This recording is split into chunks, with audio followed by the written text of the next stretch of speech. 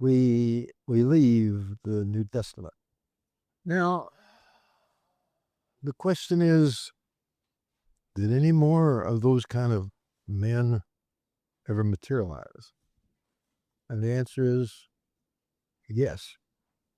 And the Roman Catholic Church has made heroes of some of these people. I'm going to skip the Roman Catholic story because they got a lot of heroes that are just not all that good heroes. Some of these very devout men, also Bernard of Clairvaux was supposed to be one of the most pious men who ever lived. I think he sanctioned the Waldensian crusade, and a lot of people were slaughtered. Okay, we're going to start with the pre-Protestant era. I think everything I've talked to you about, I want you to keep in mind that I have visited most of these places. When I was younger than anyone in this room. I have stood in places where Christians were drowned, Christians were burned, Christians were imprisoned, sometimes 1 and 2, and sometimes places where it was massive. But I want you to look at a few of these people, and I also want you to look at the para movement that followed them. You've never heard that term before. So let me define it. The Lord is doing something, and something comes alongside of it. Another movement. So I just called it a para movement, that which is alongside of what the Lord is doing. Wycliffe. Where do you get a man like that? Same kind of person. No roof to his comfort or stress. He took on the entire English theological system, the government, wrote a paper, first man in history who defied and condemned transubstantiation, the immorality, and he came up with an idea that people had never even defined. It was so closely woven, and that is that church and state should be separated. Where's Scott? Scott, you might help me just a little. If there's anything you want to say here, please volunteer it. Wycliffe did not get the idea of having a New Testament until almost the end of his life, and it finally dawned on him, maybe we should have a Bible or a New Testament that backs up what we're talking about. But there were no printing presses, so around 200 of them were made. The knowledge of where they were made and how they were made, we almost know nothing. All we know is he died in 1384, and John Purvey took over the work. I think there's only one reason in the world we know the name John Wycliffe. It has nothing to do with his New Testament. Those would have eventually been destroyed. It was the Lollards whom he started. And here is where you find those people who are, the Bible talks about sticking by the stuff.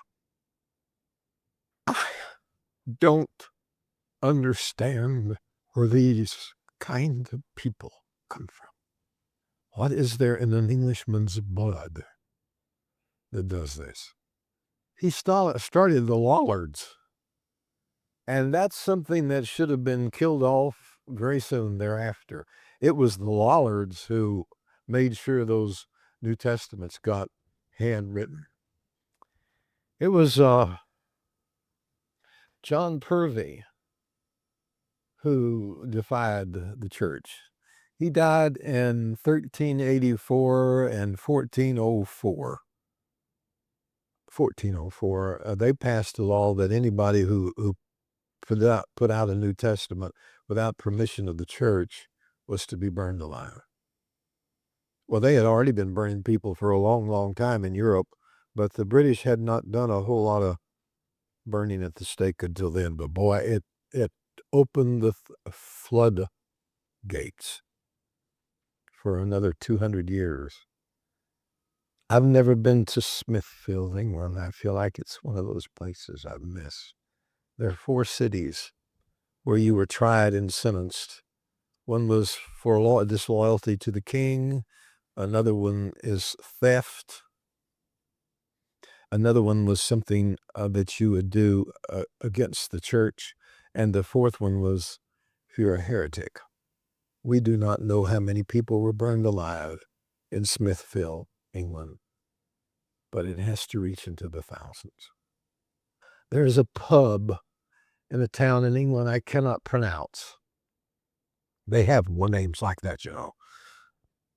It's called, the pub is called the Lollards Pit, where 200 men were burned alive. Lollards.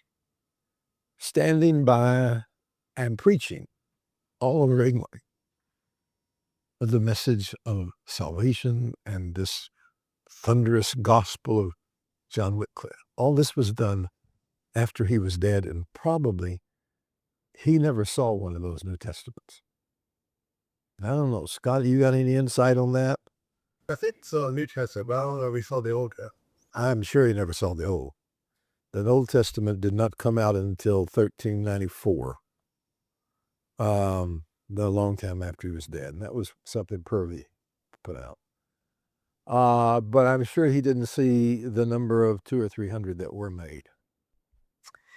But the Lollards, against all opposition, kept up that fire until the Reformation. There is a possibility, I have been told, I have never seen the proof, that the Lollards raised the money. They called William Tyndale to print the first New Testament in 1525. That's a long time after. That's 100 and somebody figured out 100 and some odd years. They were still around. The number of people who tried to kill them off, it became an English sport to turn in Lollards and kill them. But when you read it, you think, okay, they started something wonderful and somebody picked it up. And they were faithful. Now, Tyndale is a close friend of mine. I guess I've been reading about his life off and on ever since I was saved. In 1517, when Luther nailed his theses to the castle church in Wittenberg, in Smithfield, England, in 1517, a farmer, his wife, and his children were burned alive in Smithfield, England, for having taught his children the Lord's Prayer in English. We cannot understand the depth of the darkness of those days.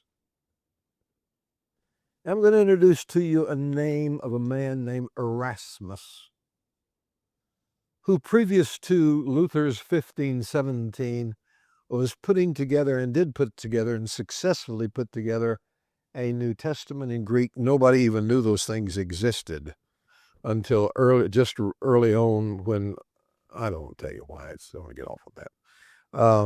He put one out in 1516. It was terrible. He put another one out in 1518, which Luther got his hands on.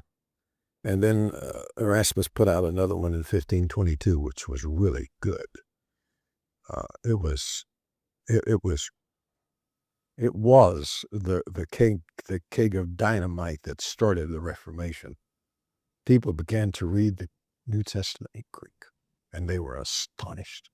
One bishop said, either this book is not true or none of us are Christians. In 22, Luther was excommunicated which meant that if anybody found him and killed him, they were a hero. That's the way it was in those days. Well, fortunately, Luther had the largest army in Europe to back him up and keep him safe. Frederick the Wise had the biggest army in Europe. It's amazing how that affected the Pope's feelings about what to do with Luther. We did not have had a Reformation without that army. Luther fled to a town called Würzburg, W-O-R-D, Würzburg, B-E-R-G, Germany. And the story is, and I wish somebody could help me here, that he translated the New Testament in 3 months, and the other one is he did it in 11 months. Well, I've been working on one for 20 years, and I've just now gotten to 1 Thessalonians, 2 Thessalonians. I don't know how he did something like that. And he had it printed. And this was history beyond history. Here is the first time the New Testament is in a language other than Latin. In over 1,000 years. And it's in German. It's called the German New Testament. And there's a young man who lives in England who asked permission to make a New Testament in English. Otherwise, he would be burned alive for doing it. Well, he got tired of waiting. So he went to Europe, and he met Luther in Wittenberg. Almost got himself killed in Cologne,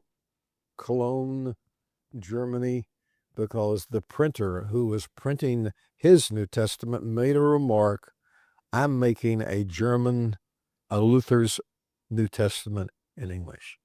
Tyndale's life was saved by about 10 seconds. He came in the front door, grabbed one sheet of drying paper, got to the back door as the front door opened, and he fled. So he went to Worms, which was even safer, and there he put out his New Testament. The New Testament came off the press in November of 55. It reached England in April of 1525, and in 1526 it reached England. The Germans really wanted this Bible, this New Testament. They sacked it up books. They put the New Testament in sacks. 6,000 of them. But the Archbishop of Canterbury, I think his name was Wolsey, was so determined to make sure that they never were circulated. Does anybody in this room know how many of those 6,000 survived? 5,998 of them were burned. One of them survived because it never left Germany. You can go see it in Stuttgart, Germany. And the other one belonged to the Queen of England. Her name was Anna Boleyn. I had the privilege of going to the Grenville collection, and they got Wycliffe's New Testament, first edition of Martin Luther's New Testament, the Gutenberg Bible, and the only surviving Anna Boleyn's copy of the New Testament. I spent a whole day there just staring at those things. And more blood than you and I could ever imagine. There were 100,000 Tyndale New Testaments eventually printed. 8 survived. 8 survived. All the hell and hatred that England could afford went to Europe to find that man. He moved sometimes every day, sometimes every week. He finally ended up in a place called the English House. And there was an understanding that no matter who was in that town would be protected. He was in Belgium. And now, you will forgive me. This I bring to you the greatest villain that I can think of. I don't like this man. The only reason I don't hate him is because I'm a Christian. I'm told I'm not to, but I dislike him intently, so intently you can hardly tell the difference between my dislike and something else. He made friends with Tyndale. He came to Tyndale one day at the English house and said, I'm about to go bankrupt if someone doesn't sign a note for me. Tyndale said, I will sign it for you. And he said, you'll have to leave the house. Tyndale said, fine. Went and signed the note for the man and was arrested.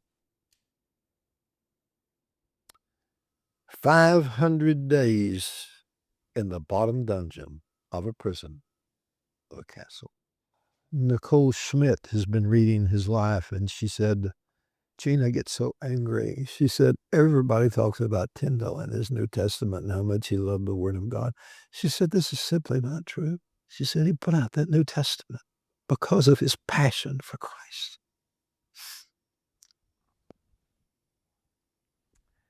For 500 days after collecting his reward for catching Tyndale, he sat outside the dungeon door right there so that any visitor who came into him afterward would have to spend time talking to Henry Phillips, who would undo anything that might be said positive to or from Tyndale. 500 days he sat outside that dungeon door. Previously to going to Europe, Tyndale met with a group of men at a pub still there in England called the White Horse Inn. 21 men, all of them were part of what is called the English Reformation. Every one of them, of those men, went out and took a public stand, preached everywhere they could, passed out New Testaments all they could. They kept on finding those New Testaments for another 50, about 50 more years and burning them. 21 men who met every week at the White Horse Inn. 20 of them died at the stake. The 21st was Coverdale, and he is the man who put out the first total Old New Testament printed in the English language. He carried out and finished the work of Tyndale. And there are the Lollards backing Tyndale's Bible. 150 years. How many did anybody figure out the exact days from the time he died? John Wycliffe died until the day of the New Testament put out. And you got 1384 to 1526. That's got to be some number of years. What I don't understand is I just wrote this last week. When map makers made maps and they went as far as the explorations allowed them to, they couldn't make the map any further. They'd write out on the map, beyond this, there be dragons.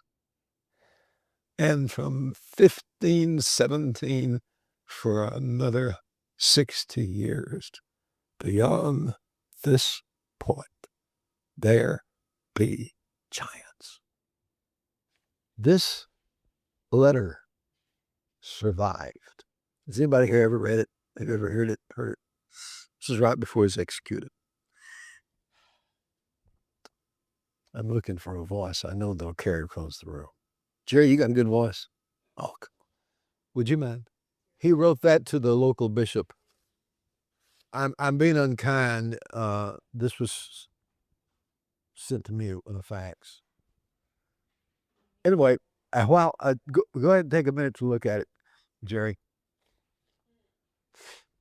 They took him out from the castle there in Antwerp, Belgium, and they stacked the wood up to his neck, put him up against a stake, and then mercifully strangled him. Now, he was in Europe, and the King of England was rejoicing in the fact he had been caught and was going to be burned alive. He was Henry VIII. They strangled him to death, and they lit the fires, and William Tyndale regained consciousness. It can't be any more dramatic than this. And while the fires were burning, smoke was billowing. They heard him cry out from the flame, "Lord, open the eyes." The King of England, the king, read the New Testament that Anna Boleyn had. And he said, "This is a good book." That old miserable buzzard, I don't know if you know anything about it. He's got to be one of the worst people who ever walked the stages of English history. If you don't know that, then you just read him and challenge me on anybody on that subject. Anyway, 2 years later, in what was actually the only authorized version of the Bible in English ever made, he authorized a Bible. It was basically Tyndale's and Coverdale's Bible. Came out 2 years after that. It's called the Great Bible. The way he ends that letter is just unbelievable. And get a little bit of a view of what it must have been like in that cell. Now, you may think I'm next going to tell what happened next. No, I'm going to tell you something else. The para movement. Here are men being burned at the stake. Here are people going to prison all over Europe. It's happening in Italy. The Reformation never took grounds there. And in Spain, there was a Reformation, and they were all killed out. In Spain and France, the story is too long to tell. The Reformation was causing the greatest upheaval in the history of Great Britain and Europe, religious-wise. But there was another movement at the same time by religious people called the Humanist movement, also led by Erasmus. It was there to talk the Reformation to death. Anything but involvement, anything but blood, anything but Paul. Philosophers, hundreds of them, humanists, the humanist movement, there to talk the Reformation out of its power. Anytime the Lord ever does something, there's another one of those things. Always. Now, one of the things that's going through my heart and has been, where do these people come from? Sometimes my heart cries out, will you Henry Philip Kinds, you Wolsey kind, you Sir Thomas More type, Augustine of Italy against the Celtics, some guy whose name was Henrique or something against the Priscillianists. They're always there. But boy, they have been livid. I'm sorry, they have been scores ever since the Reformation, because before that you had a religious monopoly. I think it was the Duke of Savoy who spent his entire life killing Waldensians. You got to watch out for people like Peter Waldo and the Waldensians. They send people out 2 by 2 all over Europe, and they even turned around and went down to south in the very villages of Italy preaching an evangelical gospel. Did you happen to find that sentence by any chance that I'm trying to locate? Go ahead, Rita. This book is less a history of Waldensians than an account of those men and women who, remaining true to an ideal, lived in anxiety and under suspicion, often fearful and sometimes in blind terror. Theirs is a tale of people, great and small, proclaiming their faith timidly, yet with an astounding, sometimes dogged tenacity. They hold up a mirror to us today. That's not the Pauls and Peters. Those are you. Now, the Waldensians moved up into the valleys. History says, but not strongly, that they fled up there into those mountains under the persecution of Nero. If that's true, then they're older than the Roman Catholic Church. They used to claim that too, but they went to the seminary and learned that they couldn't make statements without verifying them strongly. Saints, there was one crusade after another army, after another army, after another army for 400 years trying to liquidate them. And they were never accused of heresy. They were known to be evangelical Christians adhering to the core of the Roman Catholic theology, but their heresy was, and for this is why they were trying to do genocide against them, is because they would not obey the Pope. I love this statement. Fearful and timid, but steadfast. Just downright bullheaded in their quiet and gentle way. Okay, we'll go forward. Wesley's movement. I've already mentioned the humanist. Did you ever hear the Oxford movement? Wesley almost, Wesley this is in the late 1700s, helped end slavery, all sorts of things, all sorts of English people got saved, to the point that the English church was about to reform itself. And there was started the Oxford movement, a group of men who would not get their hands dirty nor spill their blood nor preach the gospel, but would sit there in their armchairs and talk it to death. It was called the Oxford movement. During the Reformation, it was, and I have to back up one, it was actually the Council of Trent. The Council of Trent met for 14 years with its great theologians and philosophers. They only had one decision to make, and that was whether or not to reform themselves or to stay just exactly the way they were. And for 14 years, they sat around in chairs and philosophized and then decided they would do absolutely nothing. I have lived through 2 revivals. When Billy Graham came to the fore, it scared the theological world to its foundations. I had the privilege of turning on my car radio when Billy Graham, and I must be the only person left alive who remembers this, was on a program in which Niemer and an entire group of philosophers who were seeking to talk the revival that I was saved in to death, to make sure it didn't happen and do it,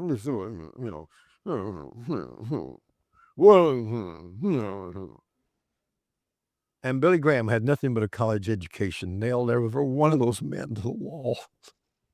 It was one of those moments when a man spoke beyond himself, his abilities or his understandings. I've been in a second revival, 1968 to 1972. Scared the socks off of the established church in the United States. So they started a counter movement because these kids had literally left the institutional church. This never happened in America. I think I told you there were 2,000 Jesus houses. That's when there were a half a mile of hitchhikers in Santa Barbara, all on drugs. Over there. Were you? Oh. And everybody was hitchhiking. We'd go out there and we'd start on this end to the other end, and we'd lead those people to the Lord. You could say Jesus saves, and 15 people get saved. It was unbelievable. So the institutional church had to do something. So it started something called renewal. Now, you just can't imagine about renewal. They had meetings and they had conferences and they had rallies, and the church is going to renew itself. So there was one meeting somewhere within this driving distance. It was supposed to be the leaders of Southern California were going to be there for this meeting and renewal. This is that which is alongside of what God does. This is the answer to make sure nobody has to spill blood. Nobody has to get in the arena. I went to it. Well, now, I'll tell you what I feel about this, Someone else. Well, according to Kierkegaard. Yes, but don't forget what Pascal said.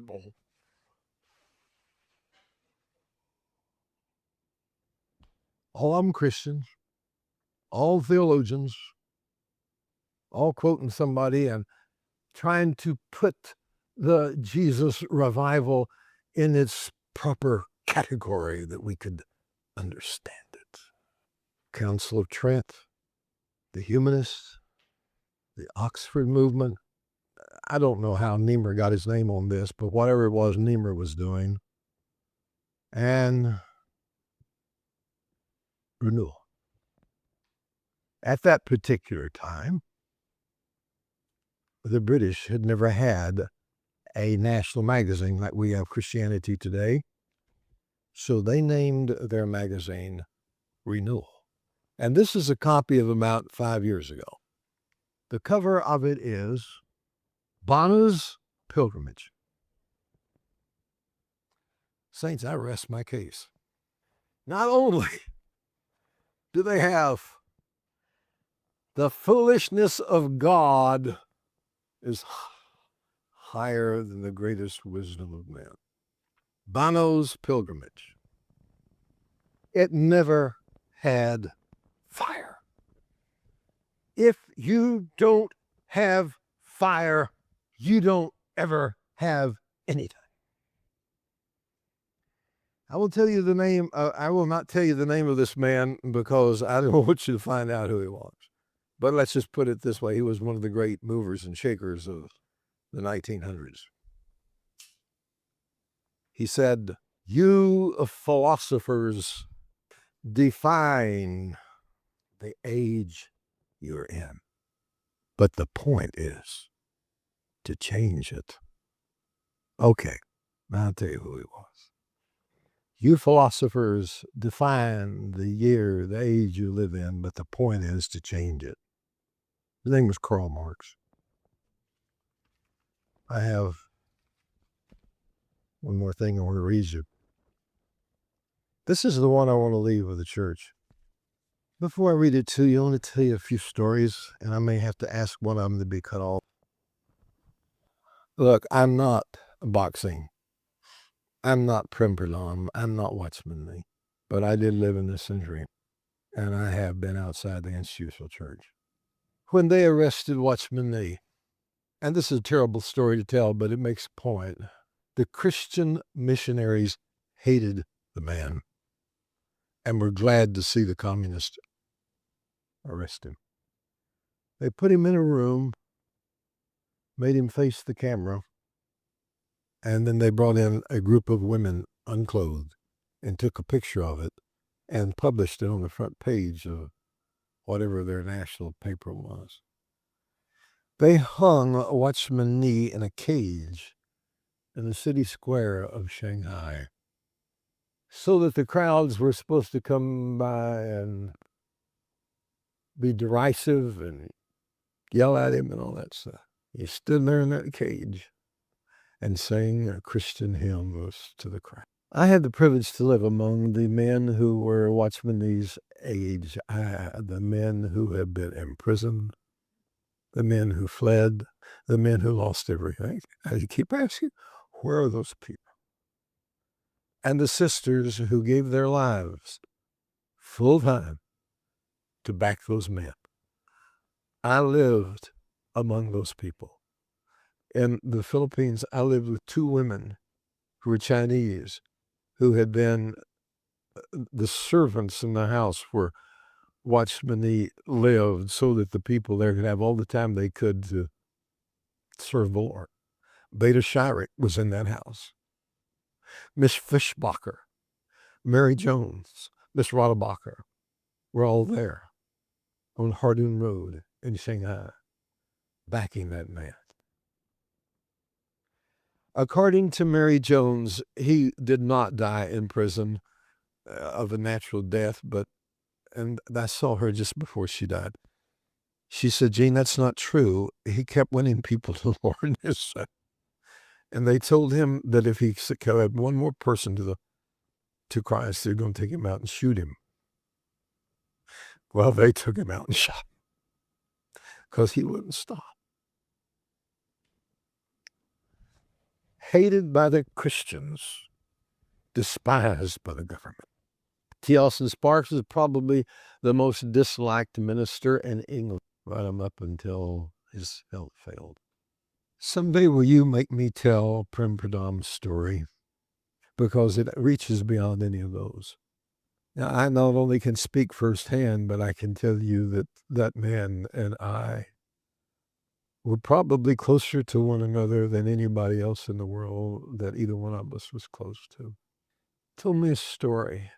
When he got saved, there was nobody else saved in Nepal. So when he came out of prison, all of his people in prison would come out with him, because each one of them had to spend a year in jail if they got baptized, and they'd go out and start a church, and then they went out and preached the gospel.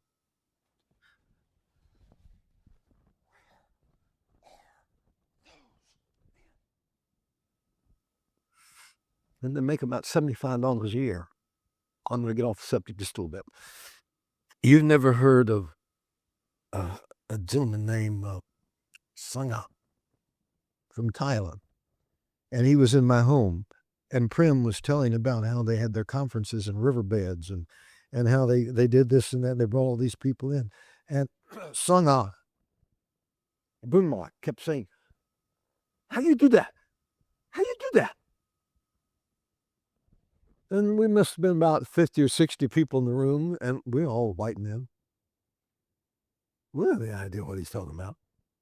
We're Americans, middle class. How do you do that? Prem understood perfectly. He said, "Oh, brother," he said, all year long, we raise chicken. We go to the market, sell chicken. All year long, we raise pigs. We take pigs to market, sell them in Kathmandu. We take millet. We grow much millet, and we take it to market, and we sell it. And then we take all the proceeds we sell, and we give it to the Lord, and then we buy more millet, and we eat millet with what we got from chickens. And that's how we have conference. And Sangha Bunma said, "Ah!" And we felt like idiots. When Prem was in one of those times when he wasn't in prison, he started a fellowship of Christian workers. He had led every one of them. Second time he got out of prison, there were people there who are called Christian presence. Does that word mean anything to you? You are a missionary who signs a document that you will never utter the word Jesus Christ in public. You will not preach the gospel, but you will do your humanitarian work. And they were just beginning to get in there. I'm going to tell you, if I get angry, you just forgive me. So missionaries began telling the Prem Pradhan story. And it got in the newspapers here, and it got in the churches, and the missionaries came home, and they talked about wonderful Christians, Prem Pradhan, who went to prison, and these people he led to the Lord. Listen to Prem's own words to me. Gene, they raised $1 million. They build hospitals, they build schools. I said, Prem, what did you get? Be carrying on your work. Nothing. Maybe I get on the front stoop of my house, I get some old rotten vegetables. That's all. And that's the way he told it. No, I don't like the institutional church. You don't think they do things like this in our day? I'm talking about American missionaries. Friends of yours. Friends of mine. Don't take that personal. He got out of prison, and the missionaries had taken over the fellowship of those Christian workers. Bought them off. And Prem went to the meeting, and the missionaries met him and said, you are not allowed to be part of this fellowship of Christian works. He went back again and again to prison. He didn't have a stress level. He didn't have a comfort zone. He didn't have a place where he wore out endurance. And he was like that the day he started. And I have been one of the most honored men in the world. Because as far as I'm concerned, what Prem Pradhan did outstretches anybody ever did except Paul. But he matched him. You've never seen a man with scars so deep in his wrist and in his ankles. Nothing would grow there. He wore so many years. Come out and start churches. Get thrown back in jail. I think I told you the day I met him, he had spent half of his Christian life in prison. Dear as a man who ever lived on this earth, most choice servant I think I ever knew. I almost died. Right here in this town, right here, he came and he stayed in the home of Mike and Carissa Rooney. And I said, Mike, did y'all prepare him a bedroom? No, brother. We had some other people there who were guests. You'd put him in a room? Prem, you can't, please tell me this is true. He sat on the floor in the living with a pillow under his head. I said, Mike, you can't do this. He said he won't sleep in a bed. I went to Prem asking for forgiveness. I wanted to be shot. I wanted to die. Oh, bro, no problem. I always sleep on floor and pillow. All I need. This stuff. It was about that, man. Yes, again, where do you get men like? Boxing raised up the greatest work ever done by a Christian in all of Christian history, unless you can find somebody else who started 6,000 churches and had over 500,000 people at his funeral. But I'm going to tell you something. When it came to the work, Prem Pradhan was meaner than a stick, meaner than I could ever hope to be. I can tell you why I have to be. And Brother Boxing, just unbelievable. He ran that thing because he was boxing. Of all of those men, by the way, there was only one of them who knew how to drive a car. Did you know that? And that was Boxing. He had an old truck. He rode all over India. Temperature 180 degrees or whatever it is. Those beer. I'm serious. Check it. It's when the humidity. I got a story I need to tell. I think I'll tell a little of it. Judy, this was before you came. I don't think you can understand in our day and age how, in a little old town like Santa Barbara, how ruthless the institutional church can be. Now, I want you to know something. We're innocent. We didn't do anything in this world but lead. We didn't say anything ugly. We're just there. I walked into a Logos bookstore and bought a book. This man started warning me about Gene Edwards. And he started rattling off this, that, and the other, how horrible he was and what he had done, what he had said. I handed him my card, Earl E. Edwards. And he kept raging against Gene Edwards. I asked him one question. I said, have you ever met him? No. I said, do you ever hear him make any of these statements? Things? He said, no, but I've heard about it. So I got in the car, and he came out and said, you forgot to charge your credit card or sign your credit card. And I went out there and Gene Edwards. There were people all over Southern California who knew my name.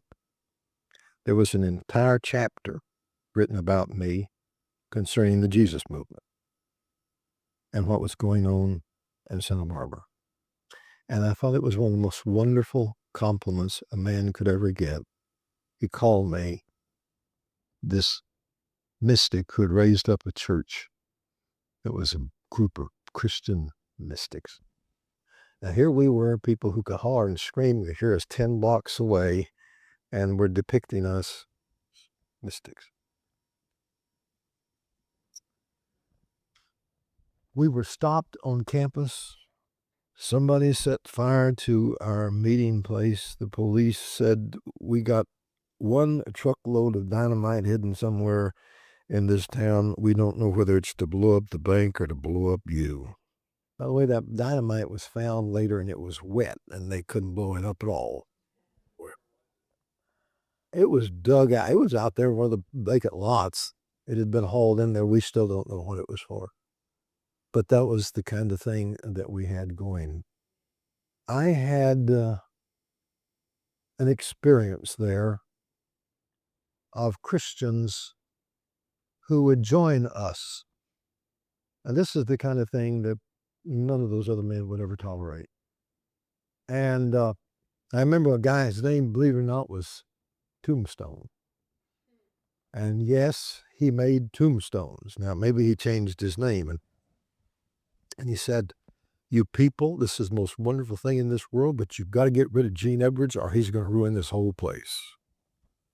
You're supposed to laugh, saints. I was responsible for that group of people, and I was holding it together. But there would be somebody like that who would come in and gather 4 or 5 people and talk to them and leave and take them. Nothing ever happened. We had a brother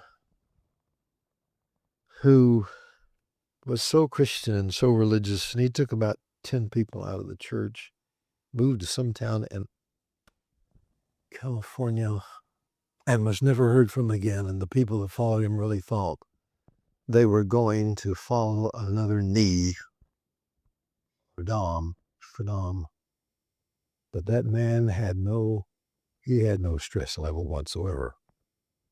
Now you're going to have to cut that off for a minute. Can you turn it off and then turn it back on without a problem? You can turn it back on now. Okay. Thank you. Every time there has ever been someone attempting to split the church, I have always let them do it. And the reason I have is because Christians get in their flesh under a lot of pressure when there's a lot of lies and rumors going around.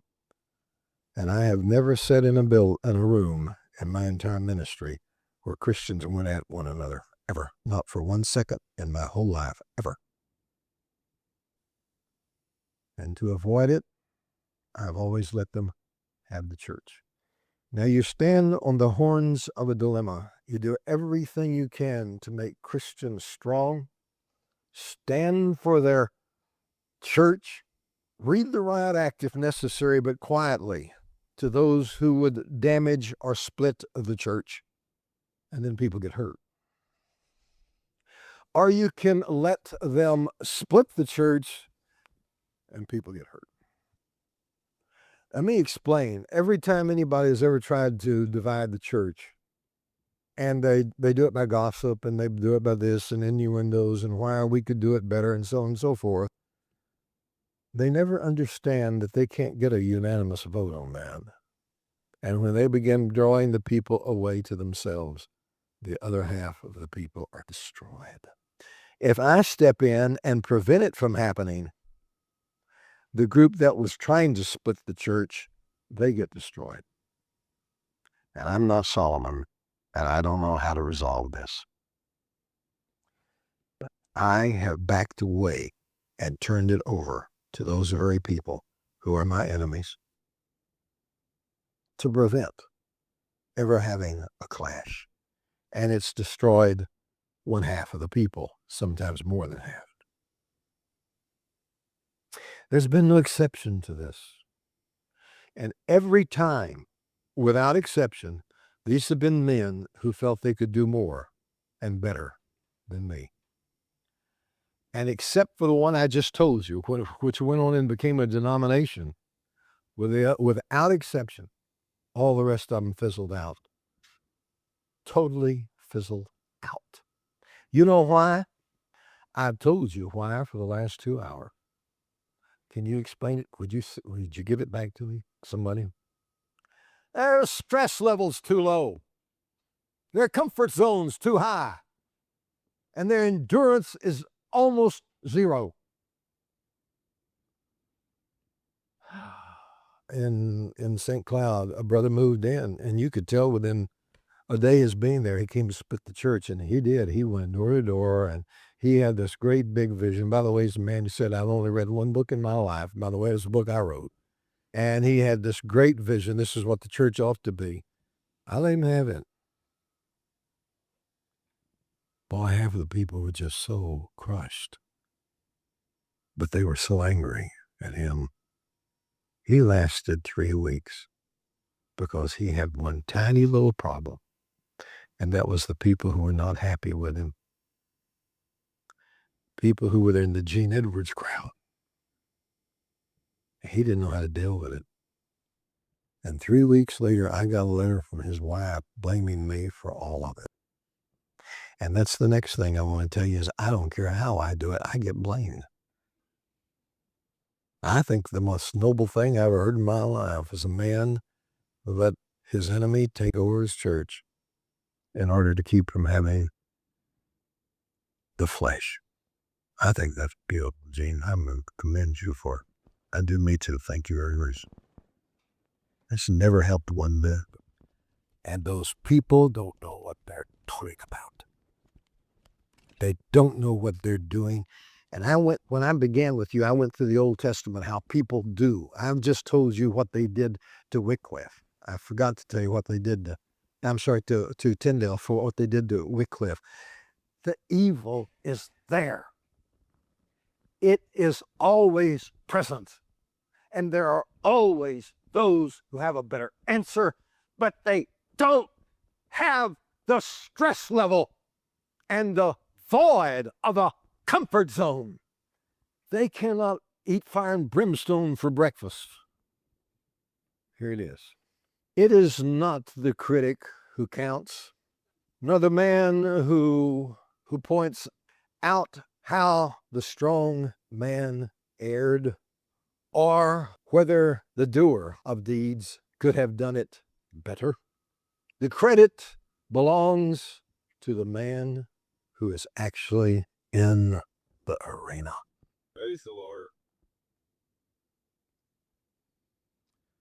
Whose face is marred by dust and sweat and blood, who strives valiantly, though he errs frequently, comes up short, and again and again and again comes up short, because there is no effort without error and shortcomings.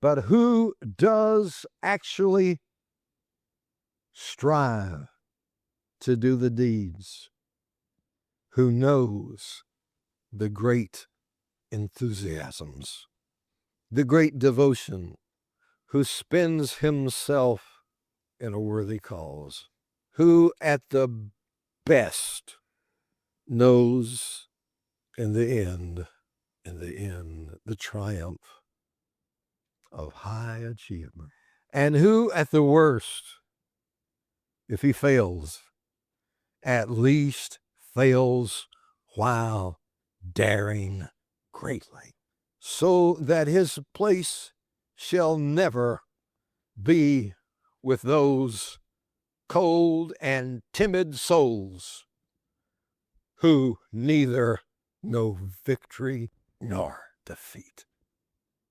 Teddy Roosevelt. I don't have a comfort zone. I got a very high stress level, or a low one, I don't know which it is, and endurance.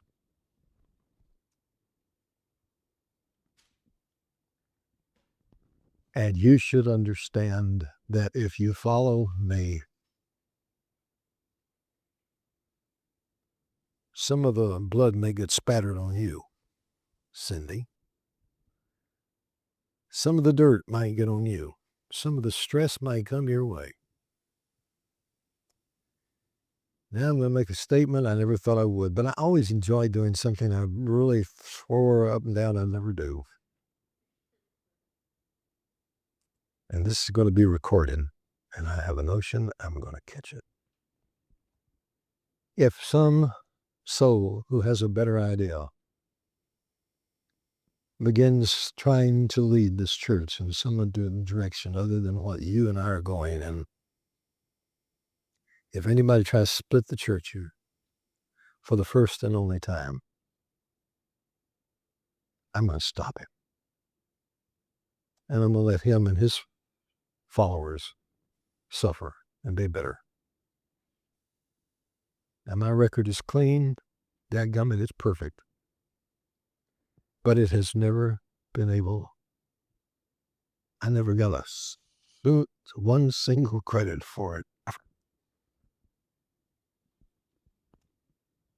So I'm asking you to do something, and that is decide whether you want to follow somebody that doesn't have a stress level and doesn't have a comfort zone, and whose whole life has been one of constant conflict, which is exactly how it should be. And you may say it's all Gene's fault. Well, it was Watchman Nee's fault too, and it was Prem Pradhan's, and it was Boxing's, and it was Tyndale's, and it was Luther's, and it was T. Austin Sparks, and it was Paul, and all of those. There is so much to restore, so much to keep. Yes, I wouldn't mind having your help. I'd like to find somebody who already has proven before I met him that he can chew fire and walk through the very bowels of hell and come out drinking ice water. And they don't come very often. So I now end with one more word.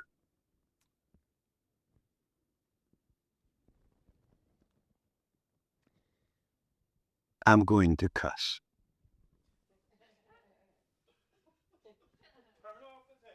No, leave it alone by all means. Today we have another para, whatever. We'll know what I believe is.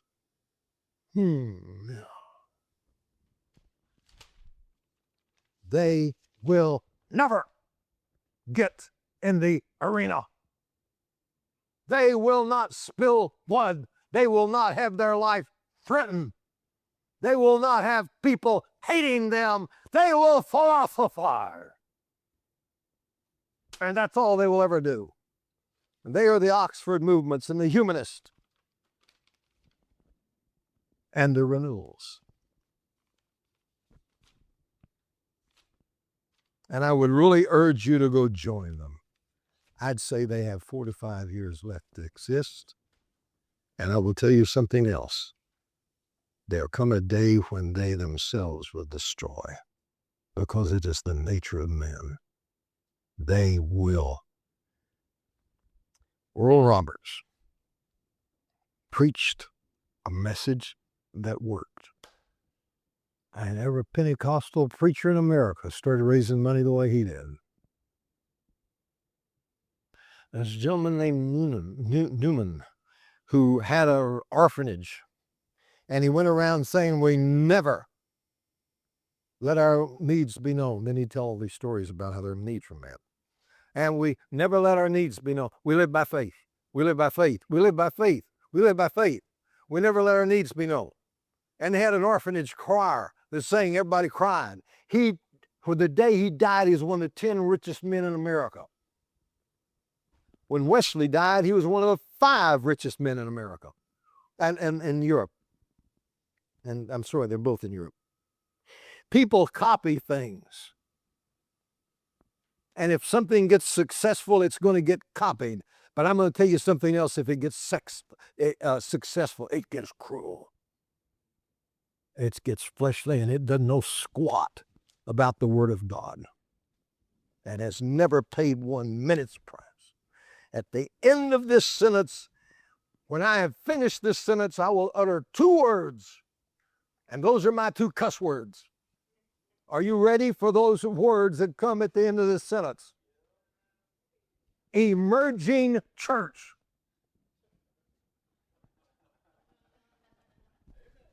And I recommend that you take its spirit, its ecumenicity, its philosophy, its unwillingness to get into the arena, just like all the rest never were, and go join them. But don't come here with that garbage.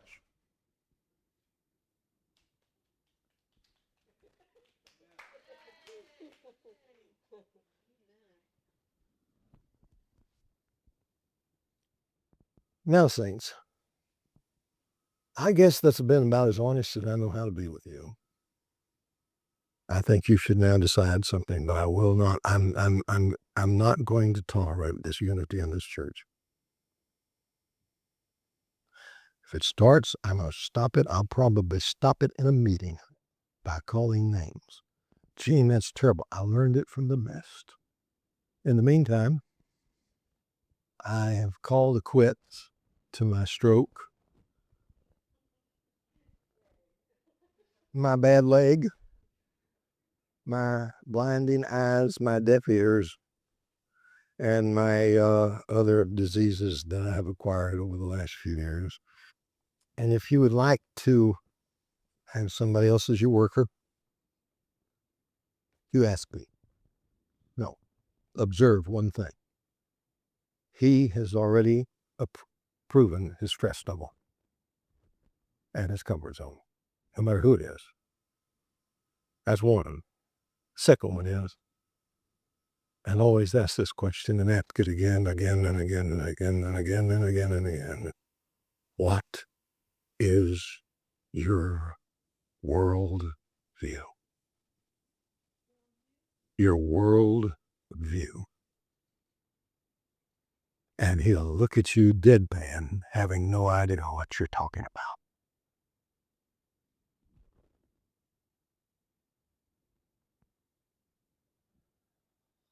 Every man who's ever been driven has been driven by revelation, by call, and by worldview. When I was 24 years old, I entered a contest, how to evangelize the world in one generation, and I won it. I got $1,000 for a trip to Hawaii.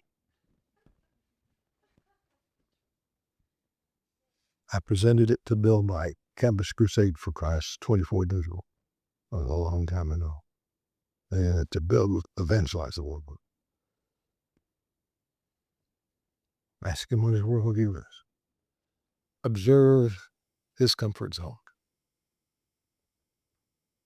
I don't want to, but I will disturb your comfort zone. And I apologize ahead of time. And I won't do it deliberately.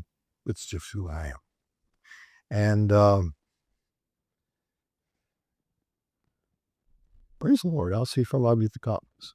Click here to watch another spiritually rich message from Gene Edwards and continue your journey into the depths of Christ.